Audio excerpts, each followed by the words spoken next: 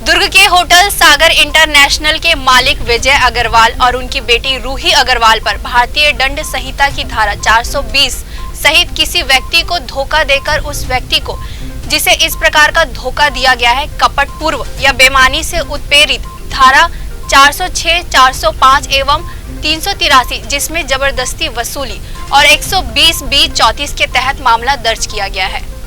जानकारी के मुताबिक आरोपियों को 20 मई को कोर्ट में उपस्थित होने के आदेश दिए हैं। दरअसल विजय अग्रवाल ने अपनी बेटी रूही के पति निमिष अग्रवाल और ससुराल वालों के खिलाफ बेटी को प्रताड़ित किए जाने और दहेज मांगे जाने पर मामला दर्ज कराया था। इसके बाद दोनों पक्ष में राजीनामा हो गया, जिसमें विजय अग्रवाल और रूही अग्रवाल ने 3 करोड़ 5 लाख रुपए लेकर समझौते करने का इकरारनामा भी किया। रूही के पति निमिष अग्रवाल और उनके पिता सुनील अग्रवाल ने डिमांड ड्राफ्ट के जरिए 10 अगस्त 2016 को उक्त राशि उन्हें दी, लेकिन जब अपराध वापस लेने की बात आई तो विजय अग्रवाल और उनकी बेटी ने मामला वापस लेने से इनकार कर दिया। पूर्व में हुए इकरारनामे और दी गई रकम के दस्तावेजों को पेश कर सुनील अग्रवाल और उनके बेटे ने कोर्ट में मानसिक प्रताड़ना और छल पूर्वक रकम वसूलने पर उनके खिलाफ अपराध दर्ज करने की अपील की थी।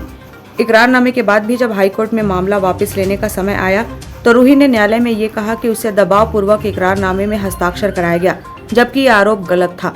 रूही ने रकम लेने के पहले ही कोर्ट में पलटी मार दी थी और ये भली भांति जानते हुए कि वह इकरारनामा को नहीं मानेगी, फिर भी इकरारनामा की आड़ में रकम ली।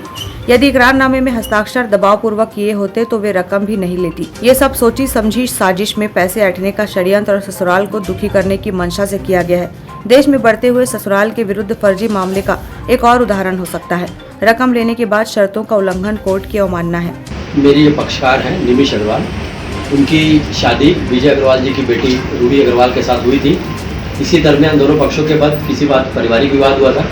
पारिवारिक विवाद जब हुआ था तो निमिष अग्रवाल और उसके परिवार के खिलाफ में अपराध पंजीबद्ध हुआ था और उसमें निमिष अग्रवाल अपने परिवार से ही जेल चले गए थे। उसी दरमियान में दोनों पक्षों के मध्य एक राजीनामा हुआ था, इकरारनामा हुआ था, मैटर ऑफ MOU हुआ था। वो MOU हुआ था कि 3 करोड़ 5 लाख रुपये मेरा पक्षकार निमिष अग्रवाल रूही अग्रवाल के परिवार को दे देगा और सारे मसले समाप्त हो जाएंगे।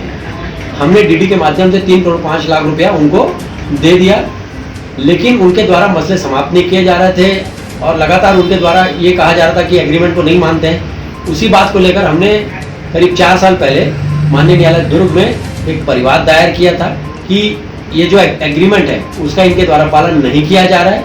उसी को मद्देनजर रखते हुए मैडम अंकिता गुप्ता जो वर्तमान में जज हैं, उनके द्वारा इस बात को स्वीकार किया गया कि रूही अग्रवाल और उनके पिता विजय अग्रवाल द्वारा ये जो एग्रीमेंट हुआ है उसका इन लोग के द्वारा पालन नहीं किया जा रहा है। इसी कारण उनके द्वारा 418, 420, 383 एवं अन्य कई धाराओं में अपराध पंजीबद्ध करने का आदेश दिया गया और उसमें अपराध पंजीबद्ध किया गया और 20/5/2022 को उनको उपस्थिति हेतु कोर्ट से नोटिस जारी किया गया।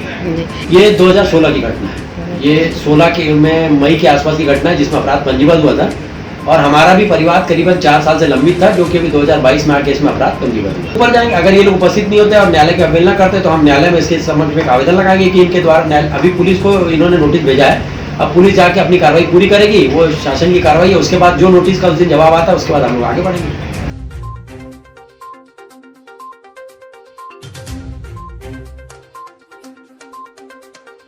ग्रैंड न्यूज के लिए दुर्ग से वीना दुबे की रिपोर्ट।